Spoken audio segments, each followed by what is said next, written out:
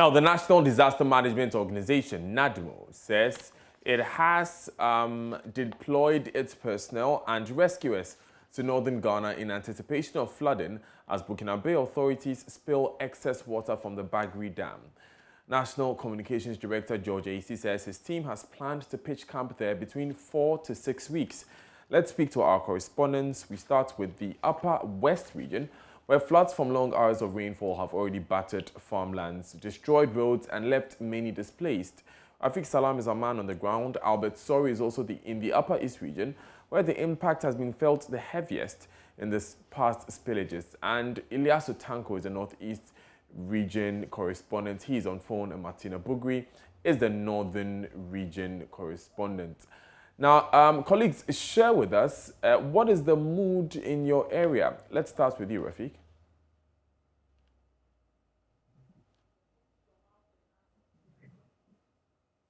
The mood, because the people are yet to recover from those violent floods that occurred in the region.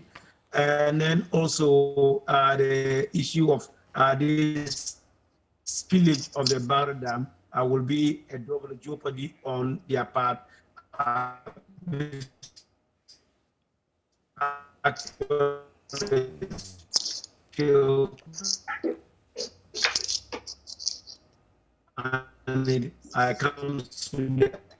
was right. It seems, Rafik, we are having a slight challenge with your connection. We'll come back to you when we rectify that. Martina, what preparations have authorities made in your area to mitigate the damage that this flooding was obviously caused?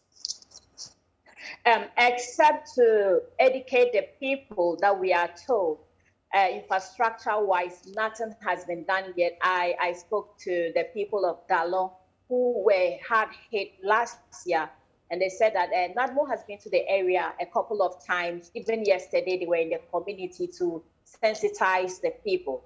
But they personally have had to rent their own space and then prepare their own space, hoping that if anything happens, they'll be able to move to these places they have secured to accommodate themselves.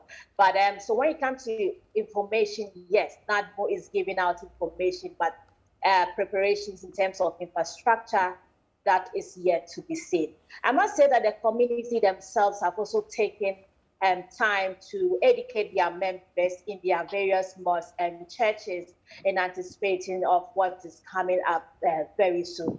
We are also told that the Ghana Water Company has issued a statement announcing to people in the area to begin to store water, because there's a possibility that they will be shutting down the intake plants at Nawili, because the water level currently as we speak is 31.50.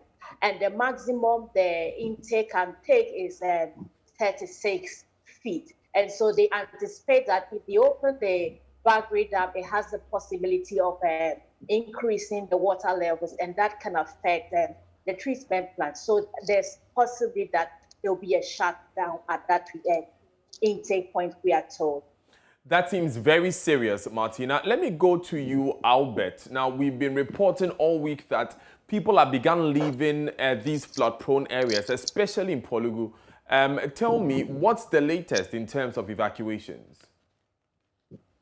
Right, Daniel. So one of the things NADMO has told us this morning is that information from the Burkinabe authority, as at about an hour ago, was that they had not yet started spilling the dam. This is because it hasn't gotten to the capacity where they will start spilling.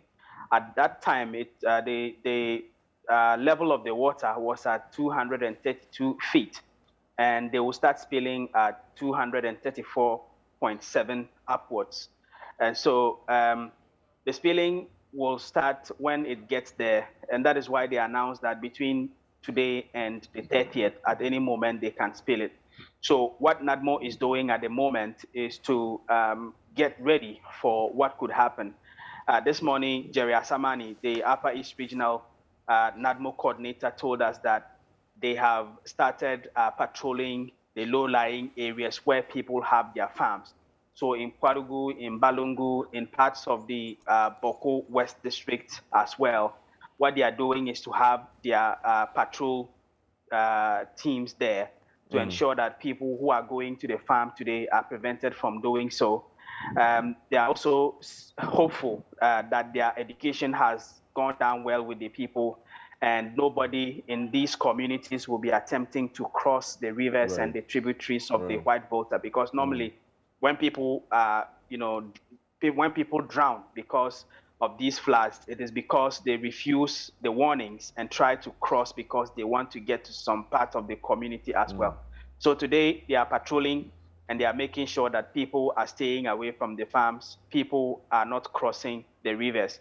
One of the things they are also doing is that they've written to the regional director of the Ghana Education Service to allow them to use some of the schools in these communities, especially the areas that are normally worst affected, so that in case people are displaced, they can accommodate them in these classrooms of the schools until they are able to go back to their various homes. Now, speaking of classrooms, Ilyasu Tanko, you are joining us from the Northeast region, and I remember those vivid reports you brought us from classrooms near Wali Wali where people had to move to. What are these people saying as the Bagre Dam spillage is expected sometime this weekend? Daniel, before I go to that, what is currently happening is that the National Disaster Management Organization is investigating the death of 5 persons yesterday after torrential rains in parts of the Northeast region. 2 persons died in the Bunkurgu Nakanduri district at a community called Najo Number 1. An elderly woman and her grandchildren, they were attempting to cross the river in that particular community after the downpour yesterday. And unfortunately, they drowned in that particular river. And shortly, a few hours after that, some 3 persons also traveling around a community called Tamboku, which is in the East Mamprosi municipality. And then there was a lightning strike that killed them. A bolt of strike hit, and all the 3 persons who we understand were traveling on an motorbike. 2 died instantly. And from information that we just gathered from NADMO is that 1 person, the other person has passed on this morning. And so 5 persons died yesterday in the Northeast region as a result of the downpour. Going to, in respect of the Poalogu spillage, the Bagre Dam spillage, sorry, what is currently happening is that I'm just coming from Kurugu, which is one of the hardest hit, or one of the communities that are normally hit hard by this particular spillage. And most of the communities in that area are virtually empty because the residents there are rushing to salvage their produce. And so when you go to these communities, Kurugu, Suhulia, Parpiri, virtually an empty community. All the community members are thrown to their farms trying to salvage their produce. And already I can tell you that some hundreds of acres are already in flood waters as a result of the torrential rains that have been pounding the region for some weeks now. And so it's really a difficult situation. People are using old canoes, like I said yesterday. It's happening in parts of the region. People are desperately trying to get to their maize fields, rice fields, and groundnut fields as well to get them out before the spillage comes. So, I mean, people are very desperate in all across the Northeast region as a result of these particular impeding incidents. Thank you, Ilya. So let me go back to Rafik speaking from WA to try and get that update that we were struggling to hear earlier. Rafik, you have the floor now. How are we preparing? What are the people saying?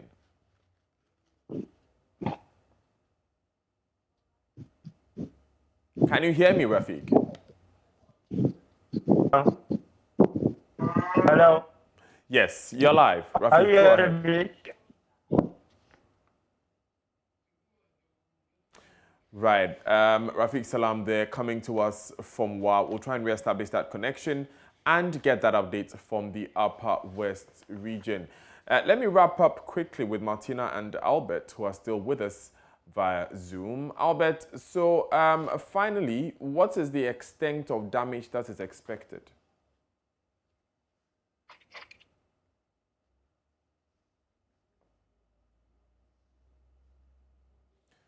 Right, can you hear me, Albert? I was saying that the extent of the damage will depend on the rains we are going to have in the Upper East region as well.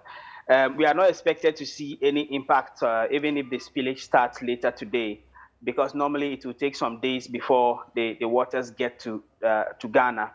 And so we are just waiting to see how this year will turn out. Last year, it was because of serious rains that we also had in parts of the Upper East region. If we don't have rains that will come in from today onwards to compound the situation, right, it will not be as serious as it was last year.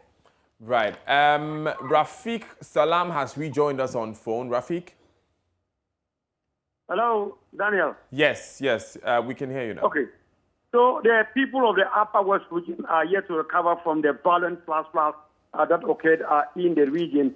And so for them, if the Bagre Dam is filled, it will be like a double jeopardy for the people if that has happened. And so NADMO, the past 2 weeks, has embarked on sensitization, educating the people on the need to move to higher ground. So as I speak to you now, yesterday, all the communities lying closer to the Black Water, from Kokolugu up to Tokale, Wuchau area, they have moved to higher ground. And so they have been warned and told by NADMO that not to visit their farms until after 2 weeks.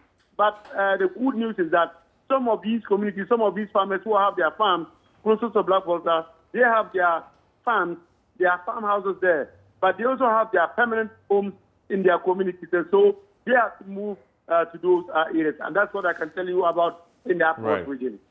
Thank you very much, Rafiq. Thanks, Martina. Thanks, Albert, and also Ilyasu Tanko. You're live on Joy News today with me, Daniel Daze. Stay with us.